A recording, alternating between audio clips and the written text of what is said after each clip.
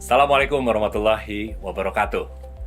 Sebagai seorang team leaders, kita sering sekali tentunya memberikan feedback atau kita ada suatu kebutuhan ketika kita memberikan feedback kepada anggota tim kita. Ketika kita memberikan feedback secara personal atau one-on-one feedback, kita tentu sudah sangat paham dan banyak sekali literasi terkait dengan bagaimana memberikan feedback. Ada yang sandwich feedback lah, kita mengenal dengan kasih apresiasi dulu, kemudian feedbacknya apa, masukannya apa, kemudian berikan apresiasi, itu sandwich feedback. Ada juga yang menganut bahwa feedback itu just a feedback, informasi saja, berikan informasi ya sebatas informasi. Tentu dalam feedback kita mengenal adanya perlunya rapport atau hubungan baik sebelum kita memberikan feedback. Atau ketika feedback kita menggunakan sensory based. Nah, salah satunya adalah ketika kita dalam grup sebagai seorang team leaders, maka feedback bukan hanya feedback personal biasa, tapi bagaimana feedback ini ketika disampaikan di dalam grup butuh satu skill yang dinamakan dengan group feedback. Bagaimana kita Group feedback ini adalah bagaimana kemampuan kita, skill kita memberikan feedback kepada anggota tim kita di dalam sebuah grup. Saya pernah juga mendengar kisah teman saya ketika dalam meeting memberikan feedback kepada anggota timnya. Anggota tim ini baper luar biasa. Kemudian dia jadi tidak dipercaya oleh anggota tim yang lainnya atau jadi pergunjingan di dalam sebuah kelompok tim yang lain. Artinya feedbacknya menjadi tidak baik, padahal tujuannya sangat-sangat baik untuk mengimprove skill daripada salah satu anggota timnya. Bagaimana supaya memberikan feedback di dalam konteks grup itu bisa lebih baik. Nah, tentu saja ketika berbicara masalah feedback ini, bicara juga masalah kualitas dari masing-masing kita dalam rangka open-minded untuk menerima feedback atau masukan. Nah, dalam kali ini, video ini, saya ingin menyampaikan tentang bagaimana ketika kita sebagai seorang team leader mampu menggunakan skill feedback secara grup. Ini konteksnya adalah ketika kita memberikan feedback kepada salah satu anggota tim kita, di mana anggota tim yang lainnya ada di sana.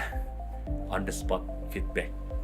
Yang pertama tentu saja yang kita sepakati bersama yaitu sensory based. Sensory based ini adalah berdasarkan apa yang terlihat, apa yang terdengar, dan apa yang terasa pada saat itu. Dan itu bisa diklarifikasi kepada anggota tim kita yang akan kita feedback. Atau bisa juga di-mention. Karena di sini ada beberapa orang, ada anggota tim yang lainnya, kita sebagai seseorang yang memberikan feedback, ini berdasarkan apa yang saya dengar, apa yang saya lihat. Nanti teman-teman yang lainnya bisa mengkoreksi. Jadi gunakan anggota tim yang lainnya, diutilize, agar apa yang kita sampaikan memang berdasarkan sensory based dari diri kita sebagai seseorang yang akan memberikan feedback di depan teman-temannya. Karena dikhawatirkan ketika kita sudah mengatakan ini berdasarkan apa yang saya lihat, apa yang saya dengar. Ketika kita tidak mention orang lain, itu kan berdasarkan yang lu lihat, yang lu dengar, yang gua nggak dengar gitu tuh. Maka kita perlu mention. Jadi di dalam memfasilitasi grup atau tim, kita selalu berbicara secara tim. Kita berbicara kepada grup, bukan lagi perorangan. Kalaupun kita berbicara kepada perorangan, selalu mention anggota tim lainnya. Contohnya, sensory based ya, berdasarkan apa yang saya lihat, apa yang saya dengar, dan apa yang saya rasakan. Dan nanti teman-teman bisa menambahkan.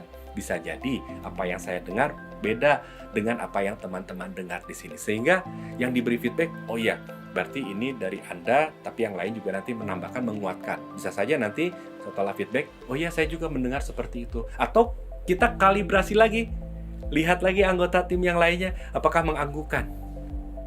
Ketika menganggukkan, oke, saya setuju bahwa ini berdasarkan apa yang saya lihat, apa yang saya dengar.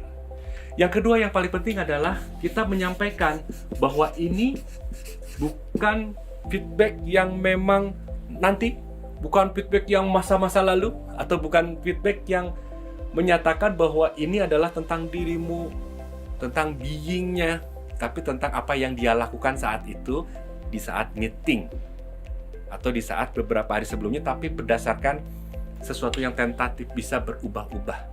Sesuatu itu bukanlah tentang dirinya, tapi tentang apa yang dilakukannya, atau tentatif ini tentang doing. Apa yang dilakukan, bukan tentang being-nya, bukan tentang dirinya sendiri.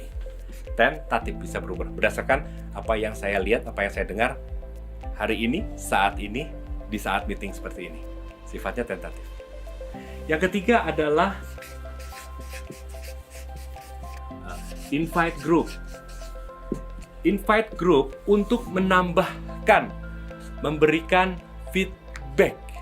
Karena bisa jadi yang dari lain ternyata ada punya sisi pandang yang lain. Karena tadi ketika kita memiliki penglihatan, pendengaran yang bisa kita rasakan, apa yang disampaikan oleh anggota tim kita, bisa jadi yang dirasakan, yang didengar, dan yang dilihat oleh anggota tim yang lain itu. Jadi kita perlu grabbing. Contohnya, misalnya ketika saya setelah memberikan feedback, mungkin dari yang lain silakan, bila ada yang dari saya mungkin itu berdasarkan sensory base saya, berdasarkan apa yang saya lihat hari ini, saat ini, tadi, barusan, dan mungkin dari teman-teman yang lainnya silakan bila ada feedback atau yang ingin disampaikan atau yang dikoreksi dari diri saya sendiri. Artinya kita pun meng-invite group untuk mendapatkan feedback. Dan kembalikan kepada grup. So, teman-teman, apa yang bisa dilakukan untuk tim ini? Feedback apa dari teman-teman yang bisa dilakukan terkait dengan hal ini? Karena bisa jadi isunya personal, tapi apakah personal ini ngaruh nggak ke tim? Apakah isu personal ini sesuatu yang berdampak pada tim? Maka bawalah, bring it to the team.